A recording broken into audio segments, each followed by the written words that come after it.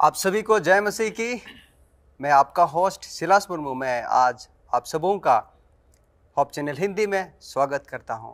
आज जो हमारा विषय है बातचीत की वो होगी कि आत्मिक स्वतंत्र की ओर हमारा कदम के विषय में आज हम जानेंगे। हमारे बीच में दूर के खास मेहमान मौजूद हैं। हम उनका स्वागत करना चाहते हैं।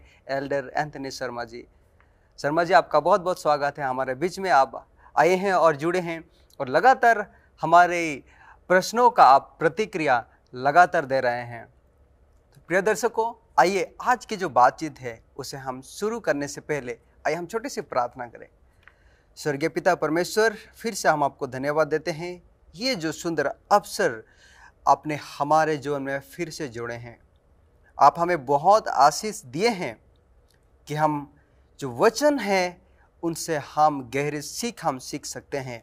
हम पर बना रहे, आपकी पवित्र आत्मा की अगुवाई हमेशा होती रहे। सारे समय को आपके हाथों में सौंपते हुए छोटी सी ये प्रार्थना को हम यीशु मसीह उद्धारकर्ता के नाम से मांगते हैं, आमीन। आमीन। हमने देखा कि पिछले श्रृंखला में कि ये दुनिया में बहुत सारे पीड़ा हैं, तकलीफें हैं, लेकिन उसके बीच में आपने एक बात कहा था कि परमेश्वर हमारे लिए एक अच्छी योजना करके रखी है। तो आज हम ये जानना चाहते हैं कि ये जो स्वतंत्र है, आत्मिक स्वतंत्र, हम इसमें कैसे आगे बढ़ेंगे। तो हम आपसे जानना चाहते हैं कि इसका जो मूल है, ये जो निचड़ है, या इसका शुरुआत कहाँ से होता है कि जो सच्चाई आत्मिक स्वतंत्रता की ओर हमें ले जाता है। अच्छी बात। हम जब अपने अपने जिंदगी को अगर देखते हैं, हम सब के जिंदगी में कुछ ना कुछ ऐसे आदतें, कुछ ना कुछ ऐसी चीजें होंगे जो हम लोगों को कैद करके जकड़ कर रखी। बिल्कुल सही बात है। एडिक्शन होंगे और फिर इसके साथ साथ लोगों की जिंदगी में कुछ ऐसा खराब आदतें होंगे जो जिससे लोग विजय हासिल करना चाहते। बाइबल के वचन को जब हम देखते तो प्रभु का जो वचन हम लोगों को बतलाते जॉन के पुस्तक में, जॉन चैप्टर 8 और वर्स 36 में, सो यदि पुत्र तुम्हें स्वतंत्रता करेगा तो सचमुच तुम स्वतंत्रता हो जाओगे। तो जो सच्चा जो स्पिरिचुअल जो फ्रीडम, जो आजादी है, आत्मिक आजादी, उसको देने वाला सिर्फ यीशु मसीह है और कोई नहीं है। ये प्रभु के वचन के अनुसार है। बिल्कुल सही जवाब, आपने स्पष्ट तरीके से इसको बताया। हमारे मन में और एक विचार होता है कि जबकि इस आत्मिक आज़ादी या आत्मिक स्वतंत्रता हमारे लिए दी गई है कि हम ऐसे कैसे उससे बाहर निकल सकते हैं। ये जो हम इस ब्रह्मांड में रहते, इस दुनिया में रहते हैं, तो इनको बनाने वाला आज दुनिया में बहुत लोगों के पास अलग अलग विचार हैं। वो सोचते हैं कि ये धरती को ये खुद अपने आप पैदा हुई, कोई बताते हैं कि अलग कहानी। लेकिन अब बाइबल की ओर से हमें बताइए कि ये पूरे ब्रह्मांड का सृष्टि करने वाला कौन है। अच्छी बात है। ये भी बहुत सुंदर से प्रश्न है, क्योंकि आज लोगों के पास तरह तरह का विचार है इसके प्रति। सही बात है। लेकिन हम जब बाइबल को देखते हैं, बाइबल हम लोगों को ये बतलाते हैं, आदि में परमेश्वर ने आकाश और पृथ्वी की सृष्टि की। हम मनुष्य को रचने वाला, हम इंसान को बनाने वाला परमेश्वर है। आपको भी, मुझको और इस दुनिया में जितने भी लोग आज जीवित थे, जिसका मृत्यु हो चुका और जिसका जीवन आगे मिलेंगे, सबको रचने वाला प्रभु। तो हम सबको सोचना है, मुझे बनाने वाला प्रभु है। वो प्रभु जो सृजनहार है, जो सृष्टि का प्रभु परमेश्वर। दुनिया अचानक नहीं बना, इसको बनाने वाला प्रभु परमेश्वर है। बहुत बहुत धन्यवाद। तो जब ये परमेश्वर ने पूरे नींव डाली और उन्होंने पहले मनुष्य को बनाया, जैसा कि हम जानते हैं आदम और ईव को, ये जब पाप में गिरते हैं तो तुरंत उस वक्त क्या होता है उस एदन के वाटिका में। अच्छी बात। एक चीज हम लोगों को देखना है शिलाश, प्रभु हम लोगों को बहुत ही सुंदर तरीका से बनाया और परमेश्वर की निगाह में मनुष्य बहुत कीमती है। ठीक है कि नहीं? जी बिल्कुल हम सही बात। बहुत कीमती, क्योंकि बाइबल कहते हैं we are fearfully and wonderfully made. बहुत ही अद्भुत रीति से प्रभु ने बनाया। और जब परमेश्वर ने शुरू में आदम और हव्वा को बनाकर उस ईदन के बगीचा में रखा था, तो परमेश्वर ने उन लोगों को भी नियम दिया था, कानून दिया था। जब इसी कानून नियम के अनुसार जीवन बिताएंगे, जिंदगी सुरक्षित और सही सलामत रहेंगे।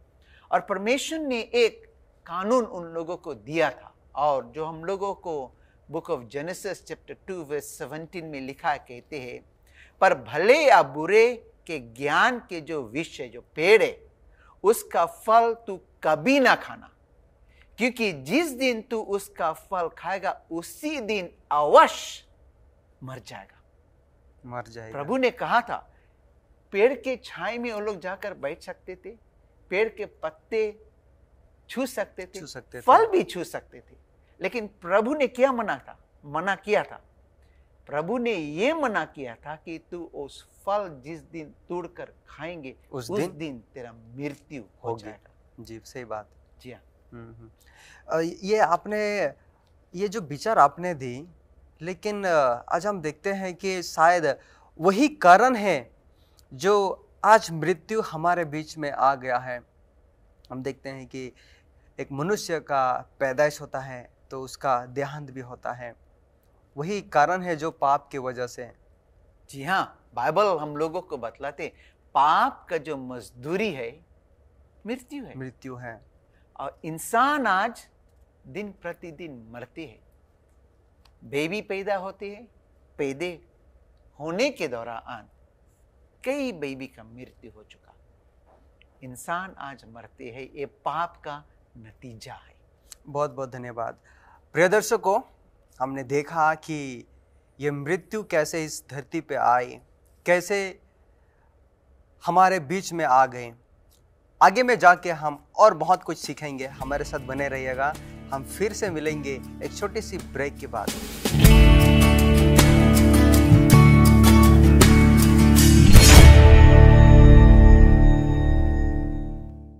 फिर से आप सबों का स्वागत है इस ब्रेक के बाद। हम फिर से आते हैं हमारे बातचीत में। आपने हमें बताया कि ये जो पाप इस धरती पे कैसे आया और आदम और हवा ने पाप में गिरा। लेकिन यह हम जानना चाहते हैं कि ये जो पाप है, इसका समस्या क्या है, मतलब पाप का ये जो बुनियाद है वो क्या है? अच्छी बात, बहुत से सुंदर सा प्रश्न आपने किया कि जो कुछ हम लोग अपनी जिंदगी में करते हैं उसका नतीजा है। जी बिल्कुल। अच्छी चीज करेंगे, अच्छा नतीजा रहेंगे। गलत चीज करेंगे तो गलत नतीजा। जैसे वचन कहते हैं, जो कुछ तू बोएगा वही तू काटेगा। बाइबल के वचन के अनुसार प्रभु का वचन ये कहता है, पाप का जो मजदूरी है मृत्यु है। तो हम जितने भी लोग आज इस दुनिया में हैं, हमारे जिंदगी में पाप है, ठीक? क्योंकि समस्या हमारे अंदर के जिंदगी में, हम एक पापी मनुष्य है, तो उसका नतीजा क्या है? मृत्यु है। ये समझ सकते हैं कि ये जो मृत्यु है, ये जो आज हम देखते हैं, एक मनुष्य का पैदाइश, उसका देहांत में परिवर्तन होता है, यानी कि हम वो समझ सकते हैं कि यही पाप ही जो पूरी सृष्टि है मृत्यु का। आगे हम ये जानना चाहते हैं कि क्या बाइबल में ऐसे कोई भविष्यवाणी दी गई है, जो पहला भविष्यवाणी? जी हाँ, ये जो भविष्यवाणी उसी समय दिया गया जब शुरू में पाप आया था। अगर परमेश्वर कदम ना बढ़ाता तो इस दुनिया में आज इंसान का जिंदगी नहीं रहता। सही बात है। लेकिन प्रभु ने कदम बढ़ाया हम मनुष्य को बचाने के लिए। और बाइबल कहते हैं, book of Genesis chapter 3 verse 15 में, इसको मैं पढ़कर सुनाना चाहता हूँ, जहाँ पे कहते हैं, और मैं तेरे और स्त्री के बीच में और तेरे वंश और इसके वंश के बीच में बैर उत्पन्न करूंगा, वह तेरे सिर को कुचलेगा और तू उसकी एड़ी को डसेगा।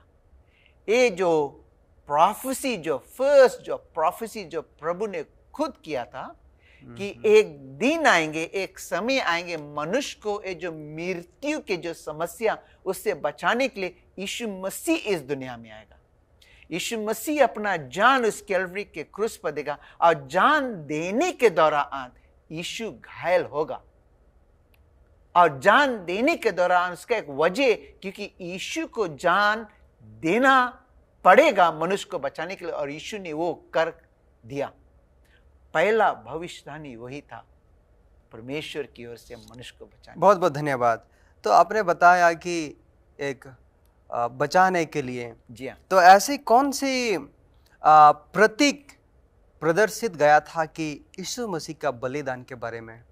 बाइबल कहते हैं, हम लोगों को ये बतलाते हैं, शिलास, मैं उस जगह पर गया जहां पे योना प्रचार करता था, और योना जब यीशु मसीह को देखा तो योना ने ये ऐलान किया, जिसका चर्चा बुक ऑफ जॉन चैप्टर 1 और वर्स 29 में लिखा है।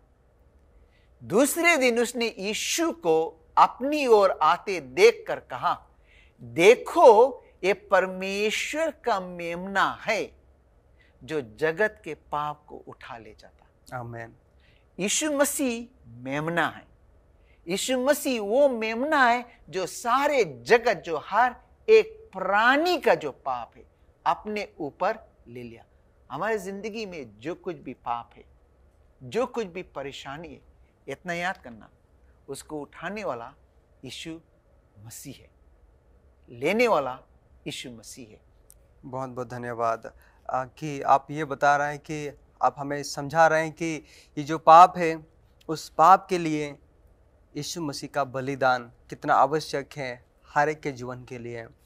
तो हमारा ये एक मन में और एक प्रश्न मन में जाग रहा है कि क्या यीशु मसीह, हमने पिछले श्रृंखला में हमने जाना कि परमेश्वर के बारे में जो वचन, आप देखते हैं कि वचन देहधारी हुआ, यानी कि आप यीशु मसीह हमारे मध्य में हुआ। तो क्या यीशु मसीह हमारा परवाह करता है? किस तरह से हमारा परवाह करता है? हम देख सकते, जब हम इस पढ़ाई को अगर देखते हैं, शिलास, बाइबल कहते हैं हम पापी मनुष्य, बाइबल कहते हैं हम लोगों के ऊपर मृत्यु है। यीशु का फिक्र हमारे जीवन के प्रति है ना, जिसका चर्चा बाइबल कहते हैं book of first Peter chapter 1 और वर्स 18 और वर्स 19। बहुत सुंदर तरीका से पतरस ने कहा, क्योंकि तुम जानते हो कि तुम्हारा निकम्मा चाल चलन जो बाप दादों से चला आता है, उससे तुम्हारा छुटकारा चांदी सोना अर्थात नाशमान वस्तुओं के द्वारा नहीं हुआ, पर निर्दोष और निष्कलन मेमने अर्थात मसीह के बहुमूल्य लहू के द्वारा। आमीन। परमेश्वर की महिमा हो। प्रभु का जो फिक्र हमारे जीवन के प्रति है, इतना अधिक फिक्र है, इसलिए उसने यीशु को भेजा, और यीशु वो मेमना है जिसके द्वारा हमारा उद्धार हो सकता। सोना चांदी से नहीं, हीरा मोती से नहीं, लेकिन सिर्फ यीशु मसीह के बहुमूल्य लहू के द्वारा। आपने बहुत अच्छी तरह से हमें बताया कि बेशक हम ये कह सकते हैं कि यीशु मसीह हमारा बहुत ज़्यादा हमारा परवाह करता है, हमारा देखभाल करता है और हमारा भावनाओं को भी जानता है। लेकिन जो आपने यहाँ पे इस बलिदान का बात को बताया, ये सच में हमारे पवित्र शास्त्र का एक अहम हिस्सा है। अगर यीशु मसीह का बलिदान ना होता तो हम आज भी इस कुर्सी में, हम अपना समय को हम सोच नहीं सकते थे कि शायद हम कहाँ होते हैं। अगर यीशु अपना जान ना देता, हमारे पास जीने का कोई उम्मीद नहीं रहा। से बिल्कुल कोई वजह नहीं, कोई कारण नहीं, हमारा जो जिंदगी में कोई आशा नहीं रहता। यीशु मसीह हमारा जीने का उम्मीद है, यीशु मसीह ही हमारा आशा है, यीशु मसीह ही हमारा सब कुछ है, क्योंकि वही वो मेमना है जिसके द्वारा हम उद्धार और मुक्ति पा सकते हैं। आपका बहुत बहुत धन्यवाद कि आपने बेहतरीन तरीके से हमें इस बात को समझाया। प्रिय दर्शकों, हम देख रहे हैं कि यहाँ पे कि यीशु मसीह का बलिदान होना आपके लिए, मेरे लिए, यह हर एक मनुष्य के लिए, हर एक जाति के लिए, हर एक कुल के लिए कितना महत्व है। और हम इस बातों को हमें हमेशा याद करना चाहिए कि चाहे हम दुख तकलीफ में हैं, लेकिन यीशु मसीह हमें एक आत्मिक स्वतंत्रता की ओर हमें ले जा रहा है, जहाँ पे हमारा जिंदगी बहुत ही खूबसूरत होगी। आइए और कुछ हम जानेंगे आगे चल के। हम फिर से मिलेंगे एक छोटी सी ब्रेक के बाद।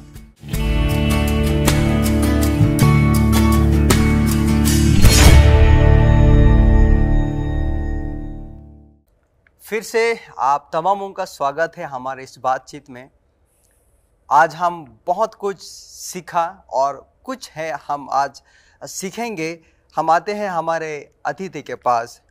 आपने हमें बताया कि यीशु मसीह का बलिदान होना हमारे लिए कितना एक ज़रूरी है, और वही नतीजा है कि आज पाप का ये जो असर तुरंत हमारे जीवन में हम उसको नहीं देखते हैं। आपने बताया कि ये जो पाप का मजदूरी है या मजदूर है वो मृत्यु है, लेकिन इंसान लगातार पाप करते रहता है, लेकिन उसका मृत्यु तुरंत या देहांत नहीं होता है। वो इसलिए कि यीशु मसीह ने अपना खुद बलिदान किया, और वही बलिदान के वजह से आज हम जीवित पाए जाते हैं। यही तो परमेश्वर का प्रेम है जी। तो हम ये जानना चाहते हैं कि ये जो परमेश्वर का लहू है, उसका जो पवित्र लहू है, कैसे हमारे पापों को धोता है, कैसे शुद्ध करता है। अच्छी बात। जैसे मैंने आपको बतलाया था कि यीशु मसीह वो मेमना है ना। हम देखते हैं हम देखते हैं कि book of Hebrews chapter 2 verse 9 में हम लोगों को बतलाता है। इसको मैं पढ़कर सुनाना चाहता हूँ। पर हम यीशु को जो स्वर्ग दूतों से कुछ ही कम किया गया था, मृत्यु का दुख उठाने के कारण महिमा और आदर का मुकुट पहने हुए देखते थे, ताकि परमेश्वर के अनुग्रह से हर एक मनुष्य के लिए मृत्यु का जो स्वाद है उसको चखे। पाप का मजदूरी क्या है? मृत्यु है। मृत्यु है। हमारा जो मृत्यु है वो कौन लिया? यीशु मसीह। यीशु मसीह जब अपना जान उस कैलवरी के क्रूस पर दिया, यीशु मसीह का जो मौत था वो हमारा पाप के लिए मौत था। तो यीशु के मौत के द्वारा जब यीशु मरा, हमारे पाप के लिए मरा, उसके मौत के द्वारा हम पाप से स्वतंत्रता प्राप्त या विजय हासिल कर सकते, बिकॉज जो कुछ यीशु ने किया अपना जान देकर। ये बहुत ही हमारे लिए अहम हिस्सा है कि उसका जो मृत्यु हुआ, यीशु मसीह ने उस दुख को सहा, वो हमारे भलाई के लिए था। और हम देखते हैं कि इस पीड़ा या ये जो दुख है, हमारा तकलीफ है, वो परमेश्वर जानता है, और वो सबसे ज़्यादा चिंतित है कि हम उस जो पाप का जो मजदूर है मृत्यु, वो हमारे जीवन में ना आए। वो चाहता है कि हम अनंत काल तक उसके साथ हम बने रहें। आपने बताया कि यीशु मसीह का मृत्यु, हम जानना चाहते हैं कि उसका जीवित होना हमारे लिए कितना जरूरी है। यीशु अगर नहीं जी उठता, ठीक है शिलाश, आज हम यहाँ नहीं बैठते, ये धर्म सास नहीं रहता, हमारे पास प्रचार करने का कोई वजह न थे।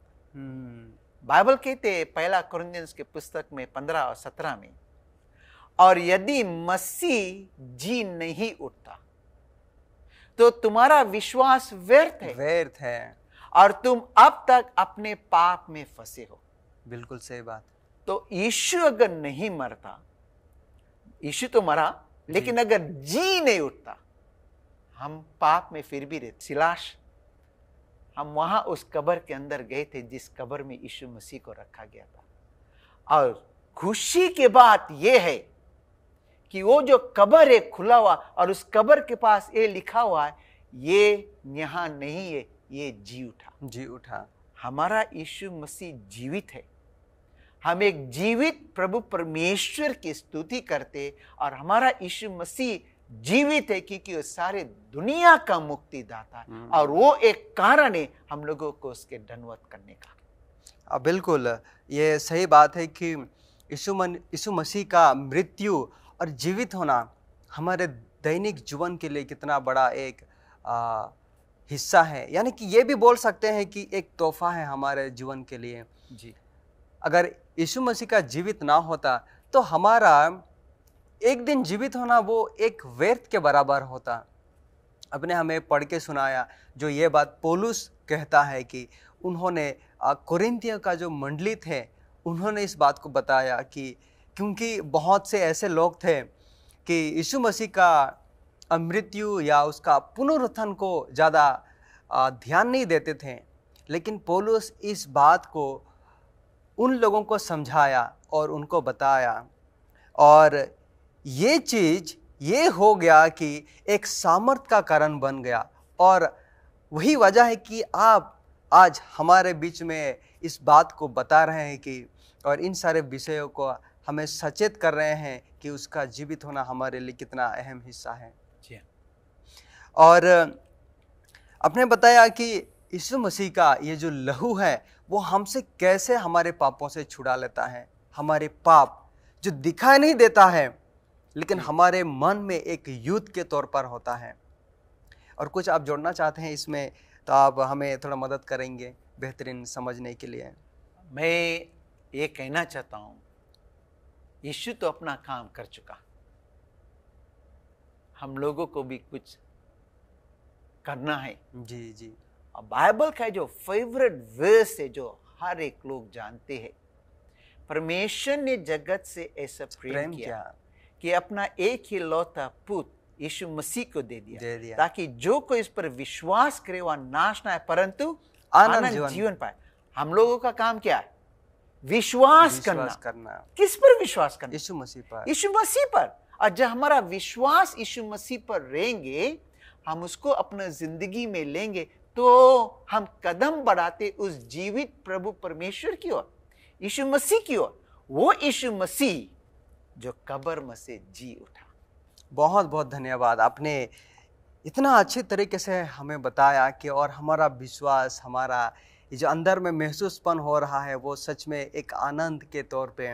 आप प्रिय दर्शकों, आज आपने सुना और सीखा कि यीशु मसीह हमारे जीवन का कितना एक अहम हिस्सा है। अगर आपके पास ऐसे कुछ विचार है तो हमारे साथ ऐसे बने रहिए। शर्मा जी, अब हम आपसे निवेदन करते हैं कि आप हमें आखिरी प्रार्थना में अगुवाई करें।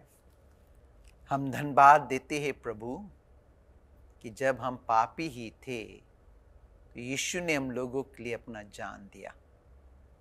आपका जो मौत है हम लोगों के लिए जिंदगी है, और हम सब आप पर विश्वास करते प्रभु कि आपने जान दिया हम लोगों को जिंदगी देने के लिए, और इसलिए हम आपको अपना जीवन में विश्वास करते हैं और आप ही पर आशा रखते हैं। प्रार्थना यीशु मसीह के नाम से, आमीन।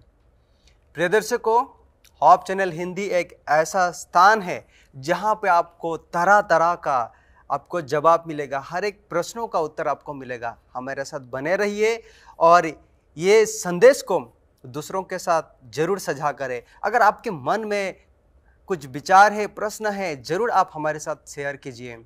और हाँ, अगर आपके परिवारों में कोई ऐसे दुख तकलीफ में है, बीमार में है, उसका प्रार्थना निवेदन हम तक जरूर पहुँचाए। हम उन सबों के लिए प्रार्थना करेंगे। परमेश्वर आप सभी को आशीष दे, आपका दिन शुभ हो, और हम मिलते हैं अगले श्रृंखला में।